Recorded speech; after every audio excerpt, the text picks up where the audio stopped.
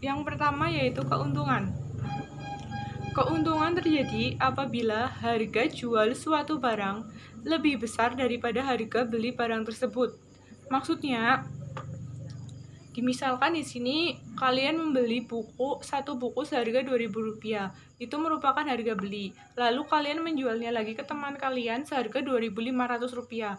Lah, harga Rp2.500 itu merupakan harga jual dari barang itu. Lah, itu kan sudah kita ketahui bahwa harga jual suatu barang lebih besar daripada harga belinya, maka kita akan mendapatkan suatu keuntungan. Jadi dapat dirumuskan keuntungan itu HJ lebih besar daripada HB. Nah, di sini kita ada contoh tentang ini keuntungan. Dengan soal, Rima membeli sebidang tanah dengan harga 15 juta. Karena ada suatu keperluan, Rima menjual tanah tersebut dengan harga 25 juta. Berapa keuntungan yang diperoleh Rima? Nah, di sini kita jawab. Diketahui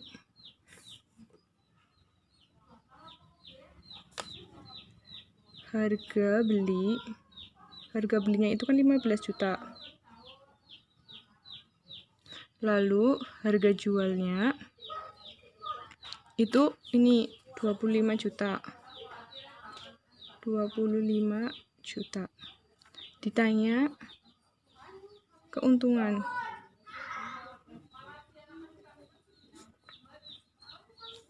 Jawab. Kan tadi ada rumusnya ini. Untung sama dengan harga jual dikurangi harga beli. Berarti kita harus mengurangi harga jual 25 juta dikurangi dengan 15 juta. Jadi untung sama dengan harga jual min harga beli sama dengan 25 juta dikurangi 15 juta sama dengan 10 juta.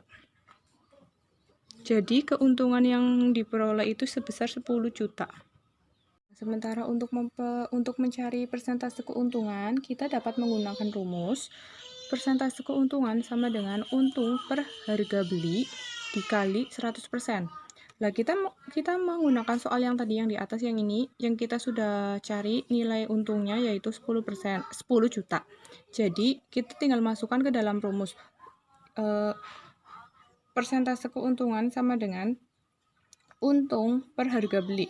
Berarti untungnya kan tadi 10 juta. 10 juta per 15 juta dikali 100%, yaitu hasilnya 66,67%. Jadi, persentase keuntungan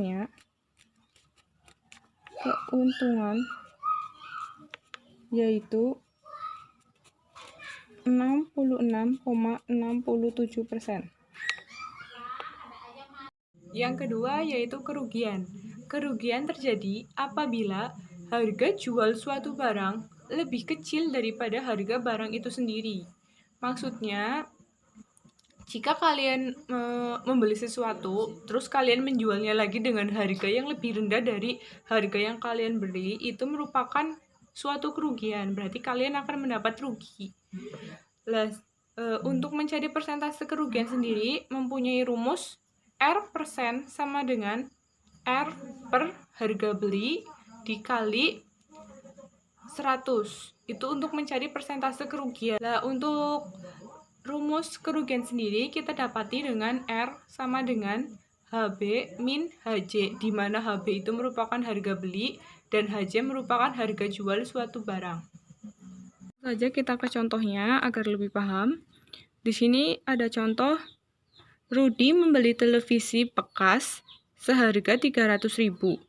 Karena terdapat konslet pada televisi, akhirnya Rudi menservis televisi tersebut dengan ongkos perbaikan sebesar 150.000. Kemudian Rudi menjual televisi tersebut ke tetangganya seharga 400.000. Berapa kerugian yang dialami Rudi? Nah, dari soal tersebut diperoleh jawab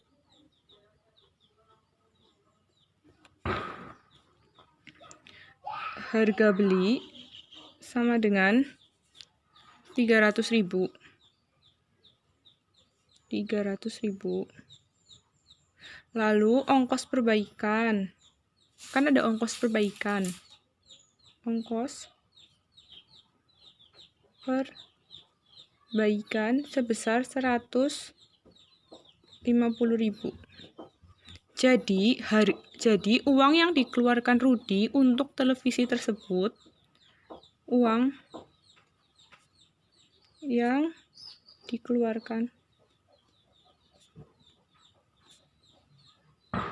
Rudi sebesar 300.000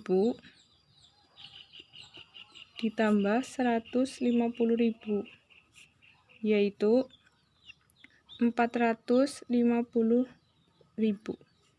Lah, kita udah tahu uang yang Rudi keluarkan untuk televisi tersebut sebesar 450.000.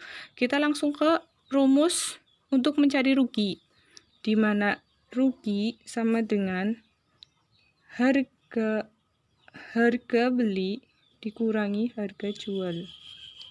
Harga belinya yaitu 450.000 dikurangi harga jual. Harga jual yang Rudi tawarkan ke tetangganya kan 400.000. Berarti harga jualnya yaitu 400.000. Jadi kerugian yang diperoleh sebesar 50.000. Nah, untuk mencari persentase rugi yaitu rugi per harga beli dikali 100%. Jadi ruginya kan 50.000 per harga belinya 450.000 dikali 100%. Ini kan kita coret nolnya. Jadi 5 dikali 100 dibagi 45 sama dengan 11,11.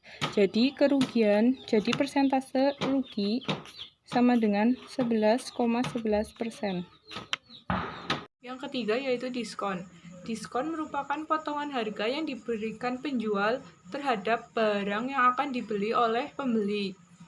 Lah, diskon sendiri mempunyai rumus diskon sama dengan besar diskon per 100 dikali harga barang. Lah, itu kan hanya untuk mencari diskon. Biasanya kan itu harga diskonnya. Lah, terus berapa sih yang harus kita bayar? Otomatis kan uang yang harus kita bayarkan kepada penjual yaitu harga barang dikurangi dengan jumlah diskon yang tadi sudah kita tentukan rumusnya. Nah, di sini ada contoh soal tentang diskon. Yaitu sebuah toko memberikan diskon sebesar 25% pada pembelian barang elektronik. Ani membeli sebuah DVD seharga 700.000. Berapa uang yang harus Ani bayarkan jika mendapat diskon 25%? Di sini dari soal tersebut kita ketahui besar diskon yaitu 25%. Lalu harga barang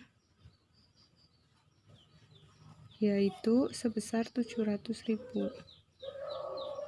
Nah, kita harus mencari diskonnya dulu, yaitu dengan rumus ini, rumus yang atas. Diskon sama dengan besar diskon per 100 dikali harga barang. Jadi diskon sama dengan 25 per 100 dikali harga barang 700.000 sama dengan, ini kan bisa dicoret 1/4, jadi 4 di 700 dibagi 4 yaitu 175.000. Nah, jadi besar diskonnya itu sebesar 175.000. 175 itu baru diskon. Jadi untuk mengetahui uang yang harus kita bayar, uang yang harus dibayarkan itu sama dengan harga barang ini dikurangi diskon. Harga barang kan 700.000. Berarti 700.000 dikurangi besar diskon 175.000 sama dengan 525.000.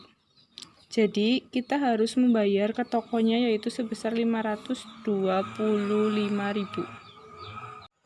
Yang keempat yaitu bruto, neto, dan tara.